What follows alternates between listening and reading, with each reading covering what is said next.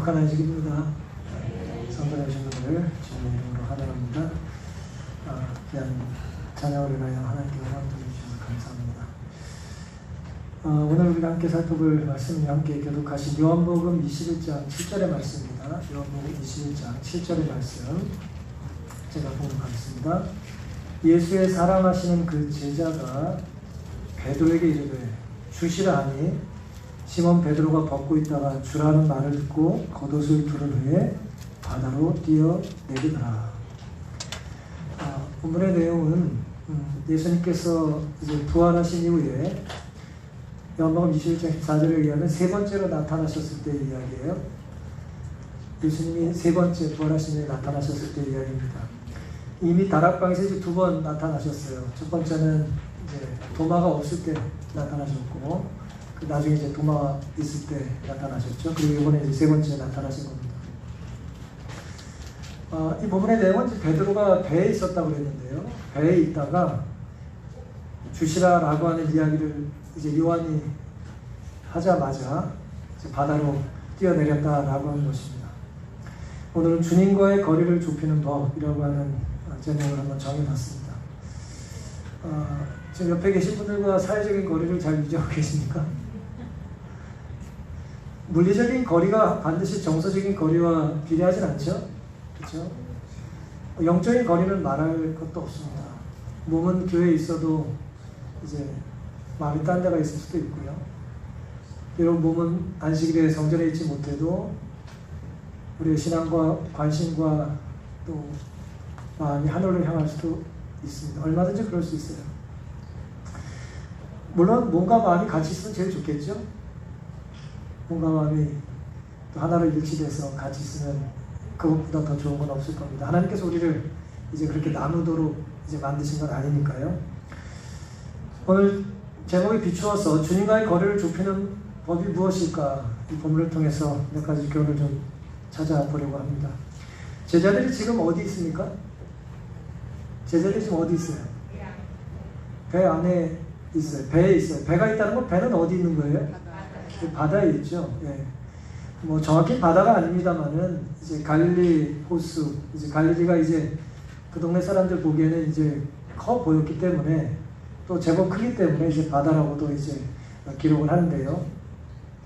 그들은 크게 말하면 이제 갈릴리에 있었어요. 갈릴리 이제 호수에 있었습니다. 갈릴리 바다에 있었어요. 그리고 지명도 이제 갈릴리예요. 갈릴리에 있었어요. 제자들이 예수님이 부활하신 이후에 갈릴리에 왜 있습니까? 예수님이 돌아가신 곳은 어디죠? 예수님이 돌아가신 곳은 어디예요? 예루살렘이잖아요. 예루살렘에서 갈릴리는 제법 멀어요. 동네가 물론 아주 작은 동네입니다만 유대 땅이 뭐 100km가 훌쩍 넘어요. 꽤 멉니다. 유대 땅이 100km는 가까운 거리가 아니란 말이에요. 예루살렘에 있던 제자들이 지금 갈릴리에 왜 있습니까? 마태복음 26장 32절에 보시면 예수님께서 그러나 내가 살아난 후에 너희보다 먼저 갈릴리로 가리라 그러셨어요. 예수님이 어디 계시겠다고 했다고요? 내가 먼저 갈릴리에 갈 것이다 이렇게 말씀하셨어요. 제자들은 이 이야기를 기억하고 어디 가면 예수님 만날 수 있어요? 갈릴리에 가서 우리보다 먼저 자리 잡고 계시겠다고 했으니까 그래서 갈릴리로 간 거예요.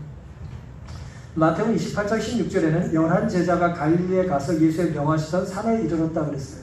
이 명하시던 산이라는 곳이 정확히 어딘지 모릅니다만은 이번에 네 번째 예수님께서 나타나신 장면을 마태가 기록한 것인데 이곳 역시 이제 갈릴리에 이제 한 산을 예수님께서 말씀하셨던 것이죠. 제자들이 갈릴리에 간 이유는 예수님께서 갈릴리에 계시겠다고 말씀하셨기 때문이에요. 예수님과의 거리를 좁힐 수 있는 첫 번째 방법이 무엇이냐면은 예수님의 말씀을 믿고 순종하는 삶을 사는 것입니다. 물리적인 거리는 좀 멀어도 말씀에 순종하고 사는 삶을 살면 예수님과의 거리는 가까워질 수가 있는 것이죠. 특별히 예수님께서 갈릴리에서 보자고 하셨던 이유가 뭘까요? 이 복음서 기록의 대부분의 이야기의 배경이 갈릴리예요. 주님 공생을 하셨던 대표적인 곳이 갈릴리입니다. 예수님을 떠올리면 갈릴리를 처음으로 떠올릴 수 있겠어요. 가장 적당한 곳이죠. 예수님을 기억하고 회상할 만한 가장 좋은 곳, 갈릴리예요.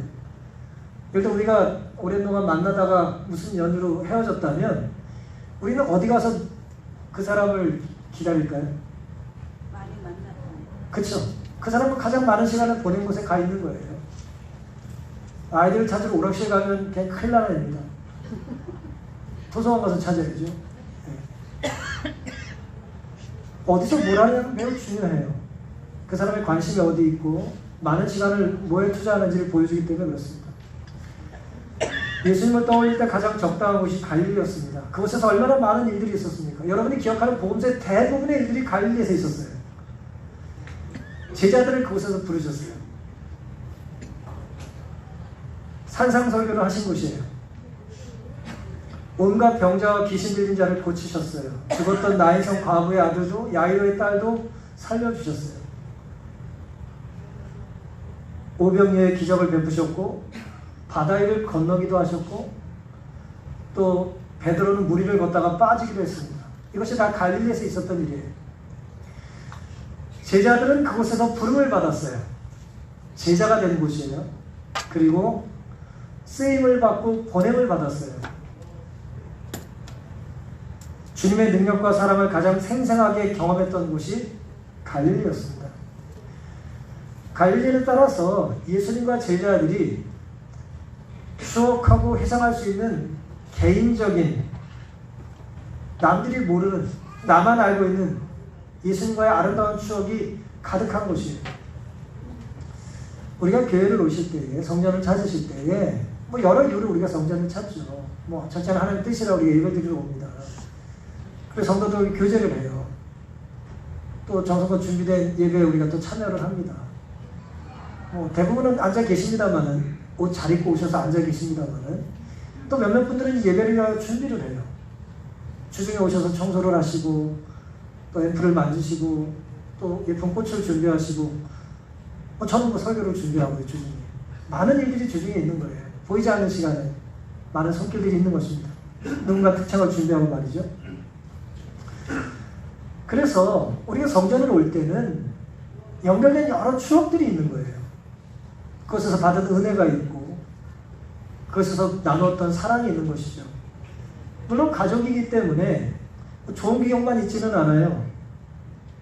아까 제가 말씀드린 것처럼 실패 경험이 있는 거예요. 베드로가 주님을 이제 시선에서 놓쳤을 때 물에 빠져가는 경험을 하는 것입니다. 오병이어 우리가 기억하기엔 위대한 기적이고 아름다운 이야기입니다만 제자들은 예수님께 그때 불신을 보였잖아요. 그래서 오늘 우리가 생각하는 성전 혹은 교회, 신앙 공동체 안에는 이렇듯 나만 기억하고 혹은 내가 부인하지 않는다면 주님을 만난 여러 추억들이 있는 것입니다.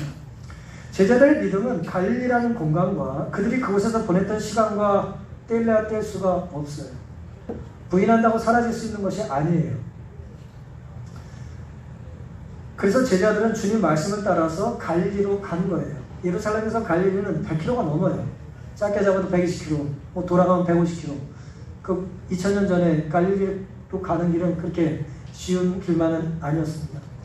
요한복음 21장 1절부터 보시면 그때 예수께서 디베랴 바다에서, 이 디베랴는 이제 티베리우스 당시 황제의 이름을 따서 기념을 해서 이제 그 갈릴리 지역을 자기 이름을 따서 명명한 것이에요. 그래서 이제 갈릴리우스를 말하는 것입니다. 디베랴 바다에서 또 제자들에게 자기를 나타내셨으니 나타내신 일이 이러하니라. 예수님께서 갈릴리에서 너희보다 먼저 가겠다고 말씀을 하시고 제자들이 그걸 기억하고 갈릴리로 갔어요. 그리고 이제 제자들을 만난 일을 기억한 것입니다. 2절.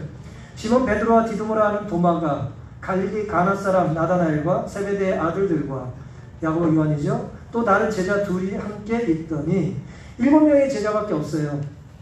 유다를 빼고 4명이 어디 있는지는 잘 모르겠어요. 시몬 베드로가 나는 물고기 잡으러 가노라 하네. 갈릴리에 가는데 할 게 없어요. 나 이제 물고기 잡으러 가야겠다. 그랬더니 뭐예요? 나머지 6명이 저희도 우리와 함께 가겠다. 저희가 우리도 함께 가겠다 하고 나가서 배에 올랐으나 이 밤에 아무것도 잡지 못하였더니 그랬어요. 상황이 이해되시죠? 내가 이제 부활하면 갈릴리로 먼저 가 있을 거다. 그걸 기억한 제자들이 예수님을 만나러 갈릴리로 갔어요. 갈릴리에 가는데 갈릴리가 무슨 요만한 동네가 아니라 넓으니까 예수님이 갈릴리 어디 계신지 알아요, 몰라요? 몰라요. 갈릴리로 가는데 예수님을 못 만난 거예요. 그런데 아무것도 할 일 없고 시간이 많고 뭘 해야 될지 모를 때 사람들은 주로 뭘 합니까? 고기 잡죠. 집사님 시간 많으면 고기 잡으세요. 자기가 평소에 하던 익숙한 일을 하죠. 그렇죠? 사람들은 평소에 하던 일을 하게 돼 있어요. 익숙한 것을 나도 모르게 하게 돼 있어요. 베드로를 따라서 이제 제자들이 낚시를 하러 간 것입니다. 근데 보세요. 예수님을 만나러 간 제자들이 물고기 잡으러 가자는 베드로의 말을 듣고 쫓아갔어요. 여기서 느껴지시는 게 뭐예요? 예수님께서 제자들에게 오래전에 뭐라고 하셨어요? 사람을 낳으면 어부가 되게 하겠다 말씀하셨잖아요. 근데 거기 가서 사람을 어떻게 낚을까, 어떻게 전도할까, 이번 기회에 우리 교과 공부처럼 어떻게 선교할까 고민하지 않고 베드로가 에이 낚시나러 가야겠다. 그랬더니 6명이 뭐예요? 베드로 아직도 정신을 못 차렸어? 그렇게 말한 게 아니고 뭐예요? 아유 나도 가야겠다. 그냥 그렇게 쫓아갔다는 거죠. 뭐 낚시라고 하는 게 나쁘다는 게 아니고요. 이 상황을 제가 설명을 드리는 것입니다. 우리는 이 모습에서 뭘 느낄 수 있냐면은 주님을 만나러 갈릴리에 갔던 제자들의 모습이 여전히 불안하다는 거예요. 그리고 뭔가 부족하다는 거예요. 말씀을 기억하고 예수님의 약속을 믿고 순종하기로 결심했다고 그래서 여러분이 성전을 찾고 제가 말씀을 준비한다고 그래서 우리가 특창을 준비하고 꽃을 준비하고 교회에서 시민 봉사를 한다고 그래서 우리가 완전합니까? 절대 그렇지 않아요. 갈릴리로 가서 예수님의 약속을 기억하고 모여있는 제자들이 굉장히 불안하잖아요 지금. 그렇죠? 성전에 온 우리의 모습과 크게 다르지 않은 거예요. 한 주간 이 세상에서 살면서 힘들고 피곤하셨죠? 그쵸? 뭐 그냥 뭐 사기가 그냥 충만하고 무슨 혈기왕성하고 그래서 넘치는 에너지를 주체 못해가지고 교회 와서 발산하려고 오셨어요? 아니죠. 우리가 다 상처를 안고 또 피곤하고 때로 눈에 핏줄이 터지면서 교회 오는 거예요. 완전하지 않습니다. 그 모습을 화이스는 이렇게 기록하셨어요. 그날 저녁은 상쾌한 저녁이었다. 아직도 배와 고기잡에 대한 애착을 버리지 못했던 베드로가 뭘 못 버렸어요? 애착을 버리지 못했대요. 그들에게 바다로 나아가 그물을 던지자고 제의하였다. 그러니까 나는 물고기 잡으러 가겠다는 말이 뭐예요? 사실은 제안이었다는 거예요. 나는 갈 건데 어떻게 할래? 그 말은 뭐예요? 이 영향력 있는 사람의 한마디니까 아유 그럼 뭐 형님 따라 가죠. 뭐 그렇게 됐다는 거예요. 그들 모두는 곧 이 계획에 가담했다. 그들은 음식과 의복이 필요했는데 하루 저녁만 고기를 잘 잡으면 그러한 필요를 채울 수 있었다 그랬어요. 실력 좋은 어부였으니까 하룻밤만 물고기 잘 낚으면 뭐예요? 뭐가 해결돼요? 먹을 것과 입을 것이 해결돼요. 3년 반, 길게는 3년 반, 짧게는 한 2년 예수님 쫓아다니는 제자들 때문에 옷을 못 사 입었어요. 네. 옷 한 벌이면 축하다 먹어가지고 옷이 없어요. 그 다음에 이제 먹을 것도 넉넉하지 않은 거죠. 긴 길이 여행을 했으니까. 예루살렘에서 오면서 뭐 대단한 도시락을 챙겨왔겠습니까? 따라서 현실적인 필요에 의해서 합리적인 어떤 계획에 의해서 어디로 가요? 익숙한 곳으로 가는 거예요. 내 능력을 발휘할 수 있는 곳으로 가는 것이죠. 제자들에게 바다는 마음만 먹으면 언제든지 새로 시작할 수 있는 곳인 줄 그들은 알았어요. 여러분들 이런 것 없습니까? 마음만 먹으면 내가 내 능력을 발휘할 수 있는 것. 네. 그렇죠? 뭐 주부들은 주방에서 이제 실력을 발휘할 수 있겠어요. 내가 축구 선수는 축구장에 가야죠. 그렇죠? 야구장에서 공 찰 수는 없잖아요. 내 실력을 발휘할 수 있는 곳이 있어요. 제자들에게 바다는 그런 곳이었어요. 특별히 베드로에게 그런 곳이었어요. 그런데 예전에는 그랬는데 예상과 달리 기대와 달리 어때요? 잘 안 되는 곳입니다. 예수님을 잘 알지 못할 때 문제가 없었는데 예수님을 알고 나서 오히려 내가 잘하던 걸 하려니까 잘 돼야 안 돼요. 잘 안 되는 곳입니다. 예수를 몰랐을 땐 잘 되는데 왜 알고 나니까 안 돼? 이전에 그것이 하나님의 은혜라는 걸 모르고 하나님의 은혜를 경험하다가 이제는 하나님의 은혜라는 걸 배우고 났는데 망각하니 제대로 될 리가 없죠. 우리가 하나님을 배우고 나면요, 하나님을 경험하고 나면 하나님 때로 우리를 힘들게 만드세요. 양심이 예민해지기 때문에 힘든 것입니다. 양심이 무뎌지면 힘들 게 하나도 없죠. 이 교회 주변 보세요. 지금 얼마나 양심과 상관없는 분들이 많이 살아요. 전 매일 경험합니다. 어떤 분이 붙여놨어요. 여기 재개발구역 아니니까 버리지 말래요. 그래서 제가 그걸 붙이고 싶더라고요. 재개발구역이면 버려도 됩니까? 그거 붙이고 싶더라고요. 여기 쓰레기장이 아니잖아요. 근데 이제 다 버리는 거예요. 한 사람, 두 사람 버리니까 그냥 갖다 버리고 그러는 것입니다. 점점 둔해지는 것이죠. 밤새 아무리 열심히 그물질을 해도 소득이 없었어요. 사랑하는 성도 여러분, 제자들이 갈리로 간 것은 말씀드린 것처럼 잘한 거예요, 못한 거예요? 잘한 거예요. 예수의 말씀을 뭐 한 거예요? 기억하고 믿은 거잖아요. 안식일을 기억하여 지키라는 말씀에 순종하여 성전에 온 것처럼 예수의 말씀을 기억했고 기억으로 끝난 게 아니라 그것을 믿었어요. 그리고 행동으로 옮겼어요. 잘한 거예요.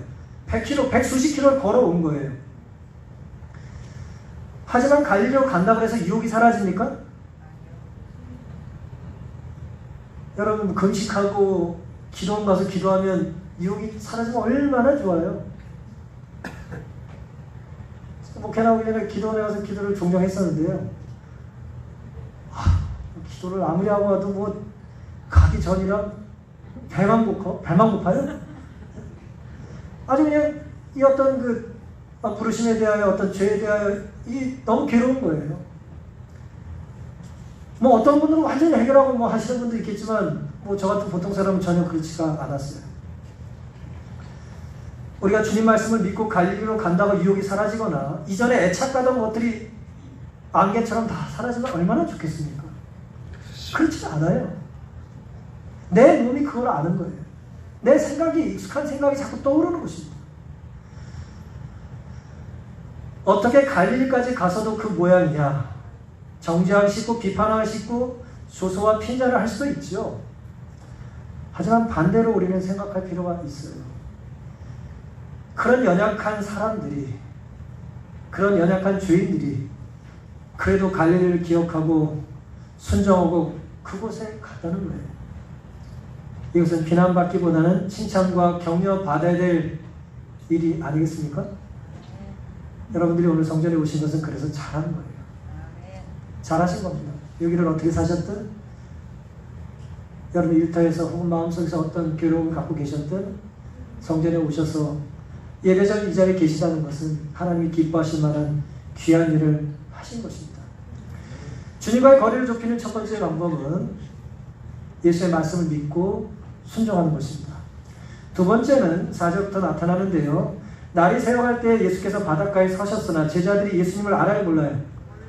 알아보지 못해요. 예수님을 만나러 갈릴리에 갔고 물고기 잡으러 갔고 해변가에 예수님이 서 계시는데 예수님이 계신지를 몰라요. 예수께서 이르시되 얘들아 너에게 고기가 있느냐 대답하되 없나이다. 가라사대 그물을 배 오른편에 던지라. 그래야면 얻으리라 하시는데 이에 던졌더니 고기가 많아 그물을 들 수 없더라 그랬어요. 우리가 이 상황을 잘 압니다. 이 유사한 상황을 오래전에 이들이 경험을 했어요. 그렇죠? 오래전에 경험했잖아요. 유사한 일이 다시 벌어진 것입니다. 갈릴리로 갔는데 제자들에게 주님이 나타나시지는 않은 거예요. 말씀드린 것처럼 물고기 잡으러 이제 바다로 갔고 갈릴리로 갔고 그 계획과 기대와 달리 물고기를 한 마리도 잡지 못했어요. 엉망이 된 거예요. 계획이 다 틀어졌어요. 여러분 옷 잘 갇혀있고 폼나게 어디 나가려고 그러는데 갑자기 막 꾸정물 들여 쓴 것 같은 뭐 뒤집어 쓴 것 같은 그런 일이 벌어진 거예요. 근데 놀라운 것은 그들이 찾고 있던 예수님께서 바닷가에 계셨어요. 제자들은 바다에 있습니다. 제자들 눈엔 예수님이 보이질 않지만 예수님은 제자들을 뭐하고 있어요? 보고 계셨어요. 날이 새어갈 무렵에 밤새 이제 허탕질하고 날이 새어갈 무렵에 힘이 어때요? 남았을까요? 힘이 하나도 없겠죠. 그쵸? 베드로는 보니까 우통도 벗고 있었어요. 더워가지고 그냥 얼마나 힘을 다 썼는지 아주 그냥 아무것도 잡지 못했어요. 날이 새어가서 이제 멀리서 사람이 한 명 보이는데 뭐라고 그러셨어요? 예수님께서? 얘들아 너에게 고기가 있느냐? 물었어요. 기분 좋을까요? 나쁠까요? 공부할 거 사태미 같은데 아무것도 모르겠는데 옆에 와가지고 뭐라 그래요? 좀 알겠어? 이렇게 빨리 기분 나쁘겠죠? 그렇죠? 쓸 때는 많은데 돈이 하나도 없어요. 근데 자꾸 쓸 일이 생겨요. 속상하죠? 비슷한 거예요. 물고기 좀 잡았냐고 묻는 것입니다. 근데 제자들이 대답하되 없나이다 그랬어요. 아주 순하게 번역을 했습니다. 제가 어부 같으면 댁이랑 뭔 상관이시오? 뭐 그랬을 것 같은데 제자들이 어쨌든 대꾸를 해요. 없습니다. 대답을 합니다. 지금 예수님이 질문하셨고 제자들이 대답을 했는데 예수님이 질문했다는 걸 알아요? 몰라요? 몰라요. 예수님이 하셨던 말씀을 듣고 반응하는데 이 말씀하신 분이 예수님인지 모르고 있어요. 우린 이럴 때 없을까요? 우리가 우리 각자의 마음속에 우리 삶에 우리 가정에 혹은 이 교회에 혹은 이 나라와 이 민족에 이 교단에 하나님께서 말씀하실 때에 우리가 뭔가 반응을 하면서 뭔가 해결책을 찾기 위해 도모하고 애쓰면서 그 주신 말씀이 그 제안이 그 질문이 예수님께서 우리에게 하셨다라고 하는 걸 미처 생각하지 못할 때가 많이 있겠죠. 많이 있는 거예요. 미처 알지 못하고 우리는 많은 일들을 하는 것입니다. 유진 피터슨이라고 하는 이제 몇 해 전에 돌아가신 분인데 이분이 성경을 번역했어요. 이분이 원어 공부를 많이 하신 분이라 그래서 번역한 성경 이름이 이제 메시지 성경이에요. 메시지 성경인데 이제 그분의 번역본 중에 번역 중에 요한복음 21장 5절을 이분이 이렇게 번역을 하셨어요. 혹시 자막 없죠? 아 있어요? 보세요. 예수님께서 그에게 이제 말씀하셨어요. Good morning. 그리고 Did you catch anything for breakfast? 그랬어요. 이제 이렇게 번역할 수 있겠어요. 아침거리 좀 잡았냐? 뭐 이제 그래요. 먹을 것 좀 있어? 아침 먹을 것 좀 잡았어? 뭐 이렇게 질문한 거예요. 아주 흥미로운 번역이죠. 아침 인사를 하고 밤새 그물질해가지고 뭐 하려고 그런 거예요? 옷도 사입고 밥도 먹으려고 했는데 지금 뭐예요? 아무것도 못 잡았는데 예수님께서 질문을 하셨다 이거예요. 아침 먹을 것 좀 있냐? 이렇게 질문을 한 거예요. 밤샘의 노동이, 밤샘의 수고가, 학생들은 밤샘의 공부가 무너지고 날아가고 허탕질을 할 때가 있을까요? 있습니다. 한 날의 수고뿐만 아니라 몇 해의 수고가 그럴 수도 있어요. 10년의 공든탑이 무너질 수도 있어요. 예수님이 가까이 계신 것도 모른 채 예수님 얘기를 할 수도 있어요. 예수님과 대화를 주고받으면서 엠마의 두 제자처럼 예수님을 찾을 수도 있어요. 예수님 만나러 와서 예수님 옆에 계신데도 그걸 알아보지 못하고 예수님께 예수님에 대하여 불만을 토로할 수도 있어요. 때로 우리는 잘 아는 것에 갇혀서 우리의 경험을 의지하고 겸손할 기회를 상실합니다. 예수님과 가까워질 수 있는 두 번째 방법은 뭐냐면 겸손하게 순종하는 거예요. 놀랍게도 제자들은요, 자신들이 잘 아는 익숙한 것에 실패를 했음에도 불구하고 예수님의 제안을 뭐합니까? 받아들이죠. 그렇잖아요. 내가 잘하는 부분에서 남의 말 듣는 게 어려워요. 뭐 교만하고 싶어서가 아니라 내가 잘하는 부분에 누가 잘하면 싫어요. 그래서 우리가 늘 하는 말이 뭐예요? 아이들이 그런 말 하잖아요. 뭘 알아요, 오빠가? 또 어른들은 뭐라 그래요? 네가 뭘 알아? 아는 거 갖고 얘기하잖아요, 우리가. 난 안다고 믿기 때문에 그런 거예요. 경험을 의지하고 자신의 체험을 이야기하면서 우리가 아는 걸 가지고 교만하게 말하는 거죠. 근데 제자들은 지금 교만의 정점에 있기 쉬운 상황이었어요. 밤새 그물질했는데 없으면 거기에 물고기가 있는 거예요, 없는 거예요? 없는 거예요. 제자들의 경험을 봤을 때는 없는 거예요. 있으면 안 잡힐 리가 없잖아요. 어떻게 한 마리도 못 잡아요. 근데 예수님께서 오른쪽에 그물을 던지라고 말씀하셨잖아요. 물론 예수님인지 몰랐어요. 여기서 우리가 생각해봐야 될 부분은 예수의 말씀인지 아닌지 우리가 알지 못하지만 그 어떤 말씀의 내용이 나에게 뭘 연상시키냐는 거예요. 이전에는 깊은 데에 가서 그물을 던지라 라는 말씀이 연상되지 않았겠어요? 근데 그물이 찢어지도록 물고기를 잡았던 것을 그들이 기억하지 않았겠어요? 그러니 어떤 연상되는 것이 하나님을 향하게 하고 연상되는 것이 나를 회개케 하고 연상되는 것이 나를 성전으로 발걸음을 옮기게 한다면 그것은 누구 말일 가능성이 많아요? 하나님이 나에게 하시는 말씀일 가능성이 많은 거예요. 근데 우리의 경험을 의지하면 뭐 하고 싶어요? 순종을 싶지 않은 것입니다. 받아들이고 싶지 않은 거예요. 하룻밤의 경험을 가지고 온 우주를 만드신 예수의 말씀을 거절할 수 있는 거죠. 제자들이 우리에게 보여준 하나의 모습은 뭐냐면 그들은 순종함으로 겸손하게 순종했다는 거예요. 예수의 말씀을 받아들인 것 자체가 뭐라고요? 겸손한 것입니다. 주님을 오래전에 체험했던 그 말 아니에요? 그물을 던지라. 깊은 데로 던지라고 했던 말이 이제는 오른편에 던지라는 말로 이제 다르게 주어졌지만 말이죠.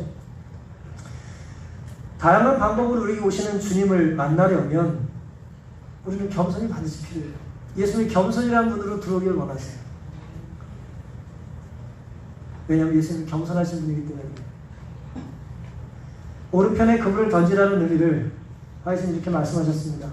배 오른편에 그물을 던지라고 명하신 데는 한 가지 목적이 있었다. 그편 해변에 당신이 서 계셨다. 한번 갈릴리 바다를 상상해 보세요. 예수님 해변에 계시면서 제자들에게 물고기 좀 잡았어? 물으셨습니다. 근데 오른편으로 던지라고 그랬어요. 그 편이 예수님이 계신 쪽이래요. 그럼 배가 지금 어느 쪽으로 있었던 거예요? 배가 해변과 이제 옆으로 돼 있을 때 오른쪽 예수님 계신 편에 있었다는 거예요. 예. 그러니까 제가 죄송하지만 잠깐 예수님 하면 여러분이 저쪽 방향 보고 계신 거예요. 시장 방향. 그러니까 저쪽. 그다음 오른편으로 일로 그물을 던진 거예요. 그쪽 해변에 당신이 서 계셨다. 그것은 믿음의 편이었다. 믿음으로 던진 방향이죠. 예수님이 계신 곳이죠. 만약 그들이 그분과 연결되어 힘써 일한다면, 즉 그분의 거룩한 능력에 저희 인간의 노력을 결합시킨다면 그들 결코 실패하지 않고 성공할 수 있을 것이다 말씀하셨습니다. 예수님은 우리의 필요와 결핍을 우리보다 더 잘 아실까요? 우리의 문제를 예수님은 우리보다 더 잘 아실까요? 그리고 우리의 해답을, 무엇이 우리에게 있어서 진정한 답이 된다는 걸 예수님이 아실까요? 아시는 것입니다. 우리는 그것이 필요해요. 그 믿음이 필요해요. 그러기 위해서 우리에게 겸손이 필요한 것입니다. 내가 틀릴 수 있다. 내가 잘못할 수 있다. 라고 하는 걸 인정할 필요가 있는 거죠. 그래야 그 자리에 예수님께서 용서와 함께 복을 주실 수 있는 것입니다. 겸손하게 주님 말씀에 순종함으로 주님을 만날 기회를 놓치지 않게 되시는 우리 모두가 되기를 간절히 바랍니다. 이제 세 번째 예수님과 가까워지는 마지막 방법인데요. 베드로가 우리에게 엄청난 것을 보여줍니다. 7절입니다. 예수의 사랑하시는 그 제자가 베드로에게 이르되 주시라 하니 시몬 베드로가 벗고 있다가 주라는 말을 듣고 겉옷을 두른 후에 바다로 뛰어내리더라. 다른 제자들은 육지에서 산 거가 불과 얼마예요? 한 50간쯤 되므로 작은 배를 타고 고기 든 그물을 끌고 와서 육지에 올라 보니 숯불이 있는데 그 위에 생선이 놓였고 떡도 있더라. 예수께서 가라사대 지금 잡은 생선을 좀 가져오라 하시되 시몬 베드로가 올라가서 그물을 육지에 끌어올리니 가득히 찬 물고 큰 고기가 153마리라. 이같이 많으나 그물이 찢어지지 아니하였더라. 이제 예수님의 사랑하시는 제자 누굽니까? 요한이죠. 요한. 이제 요한이 자기를 그렇게 표현했어요. 예수님의 사랑하시는 제자라고 표현을 했어요. 그리고 주님이네 그런 거예요. 오른편에 그물을 던지라고 하고 물고기에 잡힌 걸 보니까 요한이 알았어요. 예수님이야. 이제 50간이 뭐냐 하면은 이제 원어로는 이제 200규빗이라고 되어 있어요. 이제 200규빗 떨어졌으니까 100m가 채 안 되는 거리예요. 이제 100m가 채 되지 않는 거리에 예수님께서 말씀을 하신 거예요. 얘들아 물고기 좀 잡았어? 못 잡았어요. 그러면 오른편에 던져봐. 내 편으로 던져봐. 갑자기 많이 잡았어요. 요한은 알았어요. 그것이 영적인 사인인 걸 알았어요. 예수님이야. 말은 요한이 먼저 했고 행동은 누가 해요? 항상 베드로가 먼저 해요. 네. 베드로가 옷을 갖춰 입고 좀 바뀌었어요. 네. 옷을 갖춰 입고 물속으로 뛰어듭니다. 보통 물에 뛰어들 때 옷을 벗는 게 정상인데 베드로는 이제 예수님께 예의를 좀 갖추고 싶어가지고 이제 뭐 별로 좋지도 않은 옷인데 이렇게 딱 갖춰 입고 이제 물속으로 들어갔습니다. 여전히 베드로는 성급했고 충동적이었습니다. 하지만 성급하고 충동적인 그의 약점에 반해서 그의 마음속에 뭐가 있어요? 뜨거움이 있어요. 거칠지만 뜨거움이 있는 거예요. 뭐 거친 건 나쁜 것입니다만은 열정적인 사랑과 애정과 이제 예수님을 향한 헌신은 좋은 것 아닙니까? 중요한 것은 여전히 베드로는 모가는 사람이고 세상에 대한 애착이 있었고 그렇게 썩 매력적이지 않은 기질의 소유자였지만은 그런 부족한 그 사람이 가진 또 다른 장점을 통하여 그는 누구를 향하고 있어요? 예수님과의 거리를 좁히고 있다는 겁니다. 굉장히 중요한 이야기입니다. 예수님의 말씀을 믿고 그들은 100km를 걸어서 갔고 지금 예수님과의 거리가 얼마나 떨어져 있어요? 200규빗. 한 100m쯤 떨어져 있다. 100m 채 안 되는 거리에 떨어져 있어요. 큰 소리 치면 들릴 거리. 그쵸? 큰 소리 치면 들릴 수 있는 거리예요. 그 다음에 또 뭐예요? 내가 뛰어들어서 뭐 할 수 있는 거리예요? 수영하고 갈 수 있는 거리. 혹은 물이 낮으면 물속에서 걸어갈 수 있는 거리. 그렇게 먼 거리는 아니지만 내가 뭐 할 수 있는 거예요? 선택의 여지가 있는 거예요. 선택의 여지가 있는 겁니다. 200규빗. 하지만 감수해야 될 게 있죠. 그래도 크게 말해야 되고 귀를 기울여 드려야 합니다. 그 다음에 열심히 움직여서 수영을 해야 해요. 옷이 젖을 걸 감수해야 합니다. 올라갔더니 예수님께서 해변가에서 뭐하고 계세요? 숯불에 물고기와 떡을 굽고 계셨어요. 저는 이 본문을 읽을 때마다 무슨 생각이 나냐면은 이 숯불에 자꾸 걸려요. 숯불 생선을 지금 예수님이 하셨는데 숯불구이 생선인데 불과 얼마 전에 숯불은 베드로에게 성경에 숯불이라는 단어가 딱 2번 나오거든요. 이 안드라키아라고 하는 이 헬라어가 딱 2번 나오는데 이게 이제 연호 18장에 한번 나와요. 18절에 그때 추운 고로 종과 하숙들이 숯불을 피우고 서서 쬐니 베드로도 함께 서서 쬐더라 그랬어요. 예수님이 3번 예수님을 부정하고 부인하고 배반하고 저주할 때 뭐하고 있었어요? 불에다 몸 쬐고 있었죠. 추웠으니까. 그 단어가 이 단어예요. 그러니까 사람은 연상적인 그런 어떤 작용을 하는 이제 사람은 판단할 수 있으니까 숯불을 보면 베드로가 뭘 생각했겠어요? 여러분 같으면 숯불을 보고 뭐 생각했겠어요? 이 생선 맛있겠네 그 생각했겠어요? 저 같으면 숯불 보자마자 무슨 생각했을까요? 내가 얼마나 큰 죄를 졌는지를 생각하지 않았겠어요? 베드로가 이제 자기의 죄책감을 상기하는 몇 가지가 있어요. 닭소리.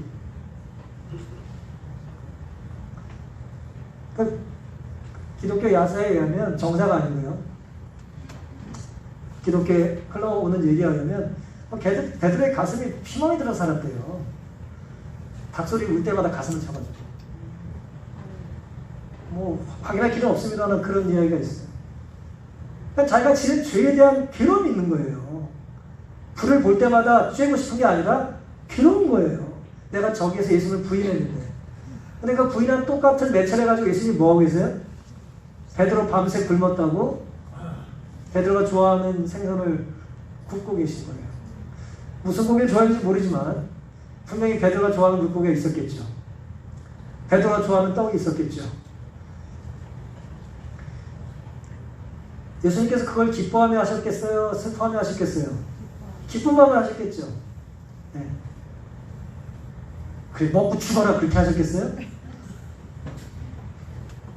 베드로가 예수를 향해서 뛰어오는 모습을 보고 얼마나 기쁘셨겠습니까?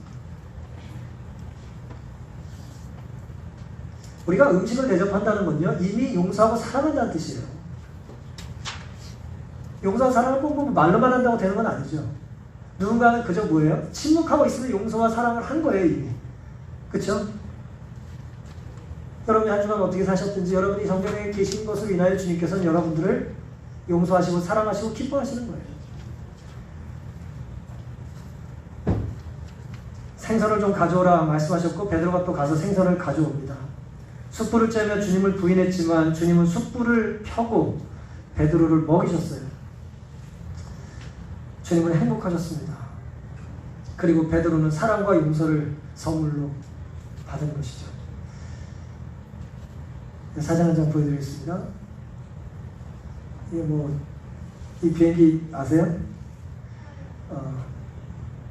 록히드라고 하는, 록히드라고도 하고, 록히드라고 하는 이제 C-141 이제 수송기예요. 이제 큰 수송기인데, 이게 미국에서 이제 만들었다가 지금 이제 사용하지 않는 수송기인데, 월남전 때 많이 사용했던 수송기예요. 월남전. 1973년에 이제 저 큰 수송기가 베트남에서 떠서 미국의 트래비스 공군기지, 캘리포니아에 있는 트래비스 공군기지에 이제 착륙을 합니다. 무슨 일이 있었냐면은 1973년에 3월 17일에 베트남 전쟁이 끝나고 6년 동안 이제 포로로 잡혀있던 이제 미군 포로들이죠. 포로들이 5년간의 포로 수용소 생활을 끝내고 6년 만에 이제 고국으로 돌아오는 날이었어요. 이 다음 사진을 보시면 이 사진이 익숙하실 텐데, 이 사진 보신 적 있으시죠? 필리처 수상한 사진이에요. 원론교의 노벨상 같은 겁니다. 그의 가장 위대한 이제 순간을 포착하는 그런 작품이 된 것인데요. 이 사진을 찍은 사람은 이제 슬라바 베더라고 하는 사진 작가인데,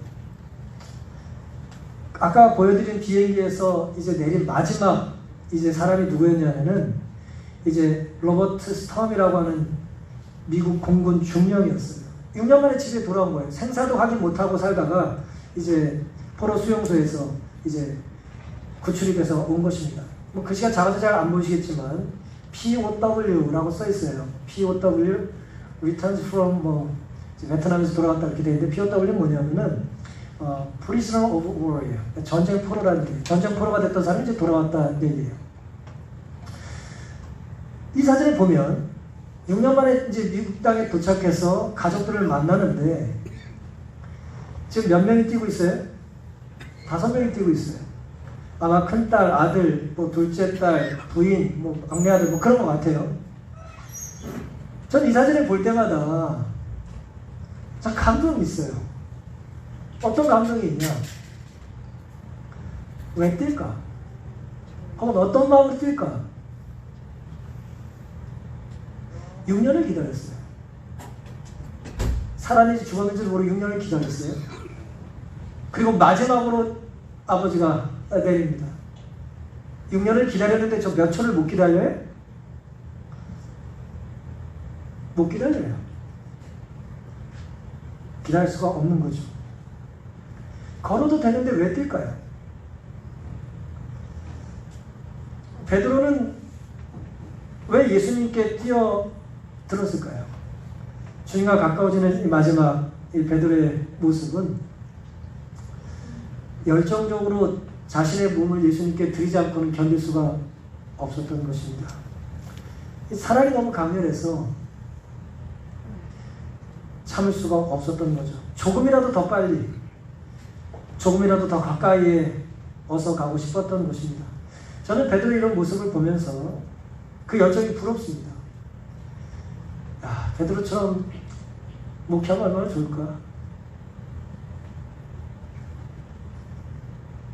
그 열정이 부럽고 저 자신이 부끄러워지는 거예요. 내가 지금까지 살면서 한 번이라도 다른 거 다 제쳐놓고 내 모든 걸 다해서 주님께 나를 던졌던, 말 그대로 투신했던 적이 있었나? 그런 이제 반성을 해보는 것입니다. 오늘은 2020년 7월 4일이에요. 시간에 예민하신 분들은 2020년의 절반이 지났다는 것을 계속 인식하셨을 겁니다. 한 주 동안. 한 해 절반이 지났어요. 주님과의 거리가 연초보다 좀 가까워지셨습니까? 아니면 조금 멀어졌습니까? 가까워지는 선택을 하며 살았다면 우리는 잘 산 겁니다. 하지만 연초의 열정과 계획이 어느 순간 흐트러지고 반쯤 왔더니 조금 더 멀어진 것 같다면 이제라도 방향을 주님께로 돌리는 삶을 우리가 살 수 있게 되기를 간절히 바랍니다. 우리가 있는 곳이 주님의 약속을 믿고 순종하는 장소이기를 바라고, 우리가 있는 곳이 주님의 음성이 적어도 들만한, 우리의 겸손한 양심과 신앙이 적어도 깨어있을 만한 곳이기를 바랍니다. 우리가 있는 곳이 열정을 다해서 주님께 다가가는 장소이기를 바랍니다. 주님께서는 우리를 위해서 하늘을 두고 오셨어요? 우리는 주님을 위해서 무엇을 내려놓고 다가가고 있습니까? 베드로의 믿음과 겸손, 그리고 그의 열정이 우리에도 있게 되기를 간절히 바랍니다. 이 안식일 주님과의 거리를 좁히는 오늘 성전에 오시는 그 결심이 남은 한 해의 절반을 사는 우리의 삶 속에 끊임없이 성령으로 함께 하심으로 이 아름다운 공군 가족의 만남처럼 이 역동적이고 또 아름다운 또 사랑과 구원의 이야기가 우리 교회에 남은 반년 동안 있게 되기를 바라면서 오늘 말씀을 마치겠습니다.